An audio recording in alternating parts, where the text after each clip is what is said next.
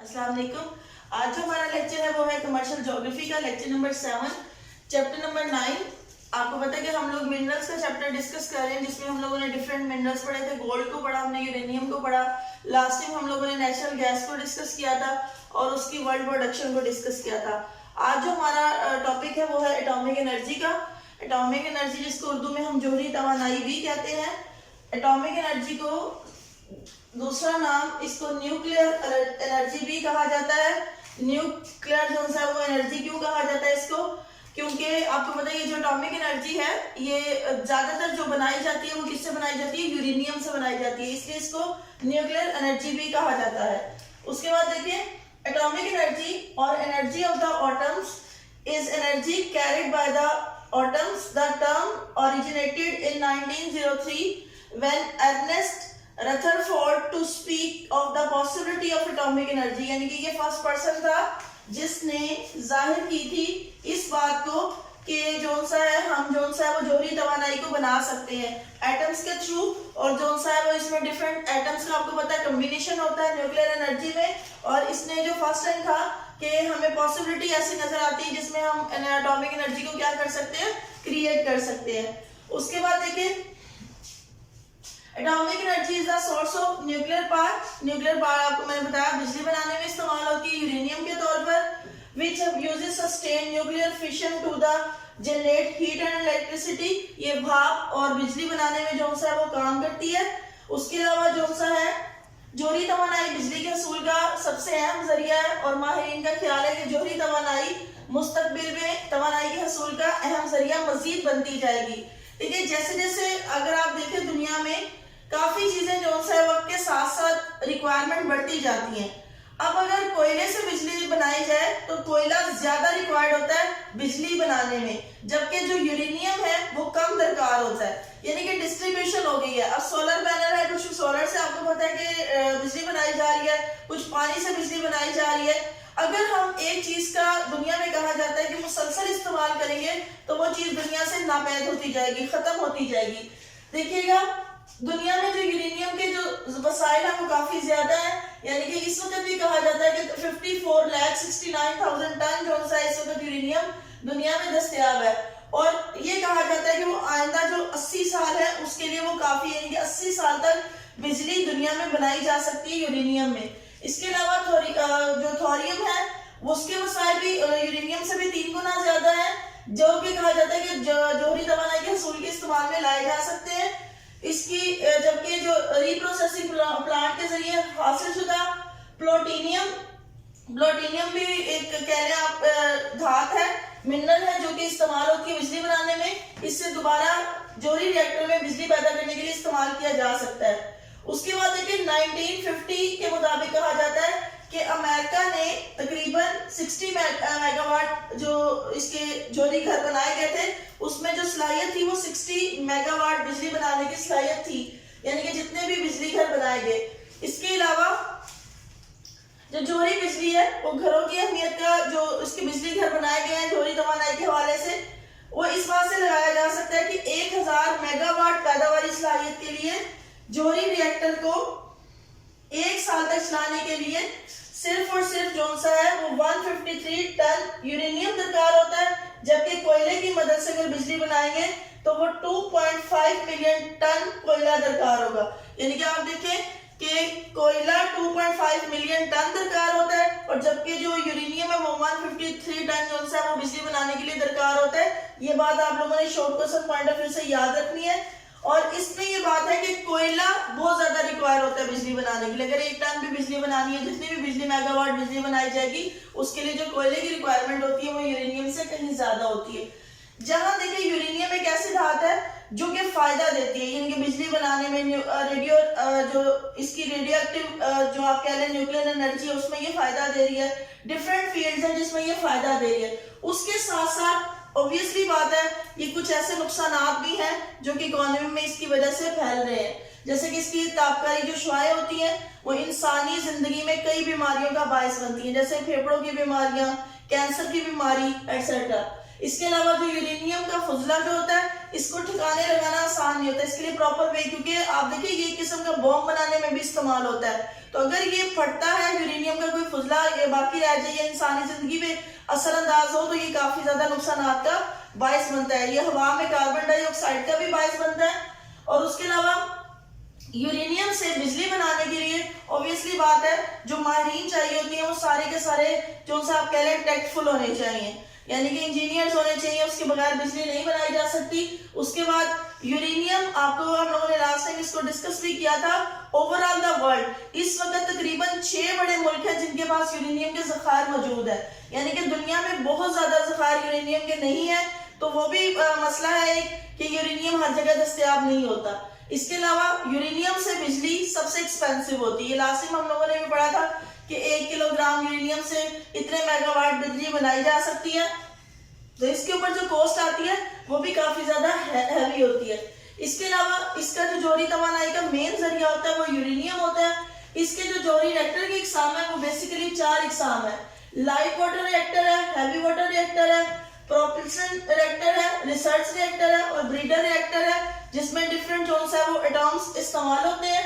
उसके अलावा इसकी जो हिस्ट्री है एटॉमिक एनर्जी की, द एटॉमिक एनर्जी एक्ट जो था 1946 में बना था इसका एक्ट, उसके मुताबिक जो है वो इसको आगे यूटिलाइज किया जा रहा है। द एटॉमिक एनर्जी कमीशन ये इदारा था जिसने प्रॉपर्ली परमिशन आप कह रहे AEC था जिसने परमिशन दी थी एटॉमिक एनर्जी से बिजली बनाने के हवाले से। To control the nuclear energy development and explore peaceful uses of nuclear energy, यानी कि ये चाहते थे, इन्होंने ऐसा मतलब एक इदारा बनाया था जिसमें बगैर नुकसान के बिजली बनाई जा सके, बगैर जो सा वो किसी किस्म के, आप देखें ये ताकरी शुआएं होती हैं, ये किस्म की घात होती है जो कि फट भी सकती है, जिसका नुकसान काफी ज्यादा हो सकता है। उसके बाद ये इन्होंने जो बनाया था इदारा वो 1947 अक्टूबर 5 में। उसके बाद जो ये एटॉमिक एनर्जी कमीशन था इसने फर्स्ट टाइम इन्वेस्टिगेट किया इस चीज की पॉसिबिलिटी के peaceful uses of energy, issuing a report to the following year. इन्होंने 1 मार्च 1949 को एक रिपोर्ट इशू की जिसमें ये बात बताई गई कि पीसफुल जो सा है वो एनर्जी से हम लोग क्या कर सकते हैं, बिजली को बना सकते हैं। इसके अलावा ये जो जौहरी तवानाई की टेक्नोलॉजी है इस वक्त सिर्फ 31 ममालिक तक महदूद है, यानी कि 31 ममालिक दुनिया में ऐसे हैं जो कि जौहरी तवानाई से बिजली पैदा कर रहे हैं। यूरेनियम की दरियाफ्त की हमने लास्ट टाइम यूरेनियम के चैप्टर में भी पढ़ी थी। जौहरी तवानाई का असल जरिया आपको पता है यूरेनियम और थोरियम है। यूरेनियम की दरियाफ्त एक साइंसदान मार्टिन हेनरिच क्लावराथ, ये हमने यूरेनियम के चैप्टर में भी पढ़ा था कि 1789 में उसने जो प्लैनेट था यूरेनस की दरियाफ्त के बाद यूरेनियम का जो नाम था उसी पर रखा गया था। उसके बाद एनरिको खुरमी ने 1939 में तजवीज दी कि एटम को तोड़ने के अमल के दौरान न्यूट्रॉन्स पैदा हो सकते हैं, इस तरह जौहरी ईंधन से बेपनाह कुव्वत हासिल की जा सकती है। इसके अलावा जो एंडरसन था, क्यूरी और इनके मामलीन ने 1945 में पहला जो सा था वो एटम बम बनाया था। इसको हम लोगों ने शॉर्ट क्वेश्चन और MCQ के हवाले से निशान लगा लेना, ये इंपॉर्टेंट MCQ है आपका। उसके बाद आपको पता है यूरेनियम का जो बतौर ईंधन इस्तेमाल था, दूसरी जंग के बाद जौहरी ईंधन को पुरअमन मकासद के लिए इस्तेमाल करने के मुस्तकिल को यानी कि कोशिशें की गई। 1955 में जो फर्स्ट टाइम था जो यूरेनियम था प्रॉपर्ली कहां पर यूटिलाइज हुआ, 1955 में जो बहरी आबदोज होते हैं उनमें इस्तेमाल हुआ और 1951 में पहला मुकम्मल जो सा था वो बिजली घर वो बनाया गया। ये आपने ये भी जो है वो शॉर्ट क्वेश्चन और MCQs के हवाले से लाजमी करना, ये आ सकता है पेपर में। उसके बाद यूरेनियम तमाम ज़राए तवानाई से ज्यादा ताकतवर है। ये भी हम लोगों ने लास्ट टाइम यूरेनियम के चैप्टर में पढ़ा था कि एक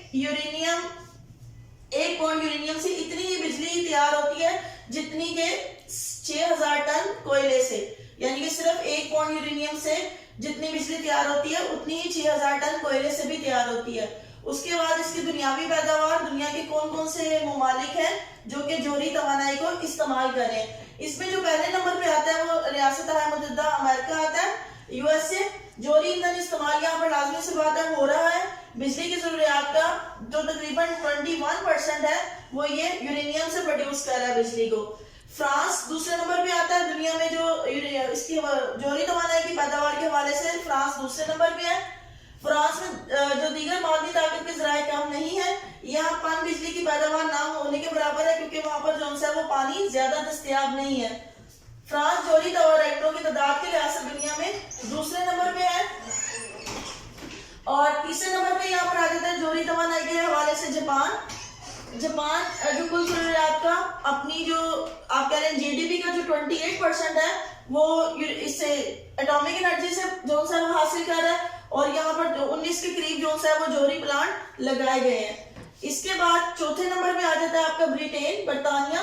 1954 में यहाँ पे कायम हुई थी जो सा वो एटॉमिक एनर्जी के नाम से अथॉरिटी कायम की गई थी। जो सबसे पहला इन्होंने जोहरी घर बनाया वो कहां पर बनाया था? किम्बरलैंड में, जहां पे अब जो सा वो तकरीबन ब्रिटेन में 14 जोहरी प्लांट जो सा वो काम कर रहे हैं, और ये मुल्क की जरूरियात का 27% कहां से हासिल करते हैं? जोहरी तवानाई से ही हासिल किया जाता है यहाँ पर।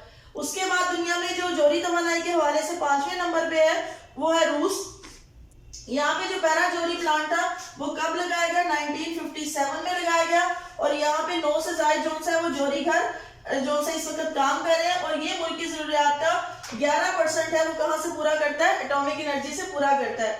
उसके बाद दुनिया में 6ठे नंबर पे है कनाडा जो सा है वो तकरीबन 19% जोहरी तवानाई का जो सा है वो यहाँ से हासिल करता है अपने मुल्क की जरूरियात का।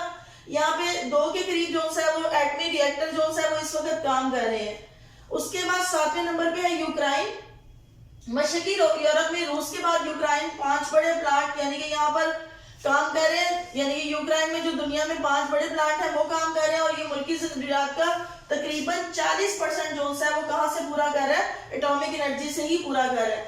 उसके बाद आ जाता है 8वें नंबर पे स्वीडन तकरीबन अपनी आप कह रहे हैं मुल्क की जरूरियात का 51% है वो कहां से पूरा कर रहा है? एटॉमिक एनर्जी से। 1980 के रेफरेंडम के बाद जोहरी तवानाई से छुटकारे के फैसले के बाद दीगर जराये से बिजली पैदा करने का सोचा गया। उसके बाद यानी कि फिर इन्होंने जो सा है वो एटॉमिक एनर्जी के बारे में सोचा गया कि एटॉमिक एनर्जी से भी जो सा है वो बिजली बनाई जा सकती है। उसके बाद लास्ट आ जाता है आपका 9वें नंबर पर जनूबी कोरिया। जनूबी कोरिया इस वक्त जो सा है वो अपनी मुल्क की जरूरियात का 32% कहां से हासिल कर रहा है? वो जोहरी तवानाई से हासिल कर रहा है। उसके बाद यहाँ पर जो सा है वो दरामदी ईंधन से थर्मल का हसूल, जो थर्मल बिजली बनाई जाती है वो इनको काफी ज्यादा महंगा पड़ता है, जिसकी वजह से इनके पास जो जखायर हैं उसके एटॉमिक एनर्जी के वो इससे ही जो सा है वो बिजली बनाने में काम करते हैं, क्योंकि थर्मल एनर्जी इनको इंपोर्ट करना पड़ती है, उसको बनाने के लिए कोयला इंपोर्ट करना पड़ता है, जिसकी वजह से ये इनको काफी महंगा पड़ जाता है। इसके बाद जो इसके अलावा ममालिक है जो कि जोहरी तवानाई को प्रोड्यूस कर रहे हैं, इनमें स्पेन, बेल्जियम, चीन, ताइवान, स्विट्जरलैंड और पाकिस्तान शामिल है। जो सा है वो अब एटॉमिक एनर्जी में आपको पता है पाकिस्तान भी जैसे कि रिसेंटली कुछ साल पहले जो सा है वो एटॉमिक एनर्जी में आगे आया था, इनके एटॉमिक पावर बना था पाकिस्तान। इसी तरह ये आप लोगों ने एटॉमिक एनर्जी का चैप्टर कंप्लीट हो जाता है। ये आप लोगों ने chapter short question point of view से करना है, और इसमें काफी सारे एमसीक्यूज आपके वही वाले हैं जो आपने यूरेनियम के चैप्टर के हवाले से किए थे। ये आपका आज जो कंप्लीट हुआ है ये आपका हिस्सा दुनिया कंप्लीट हो गया है। और मैं आपको फिर एक दफा रिवाइंड करवा दूं, मैं आपको बताया था कि अगर 50% सिलेबस जब आप लोग कॉलेज आ जाएंगे आपके 50% सिलेबस में हिस्सा दुनिया कंप्लीट शामिल होगा जो कि आज कंप्लीट हुआ है। Is it clear? इसको आप लोगों ने अच्छे तरीके से करना है। इसके शॉर्ट क्वेश्चन, एमसीक्यू सभी चैप्टर के, ये 9वां चैप्टर आपका कंप्लीट है। नेक्स्ट हम लोग जो इंशाल्लाह स्टार्ट करेंगे वो हिस्सा पाकिस्तान से अब स्टार्ट करेंगे। Thank you so much.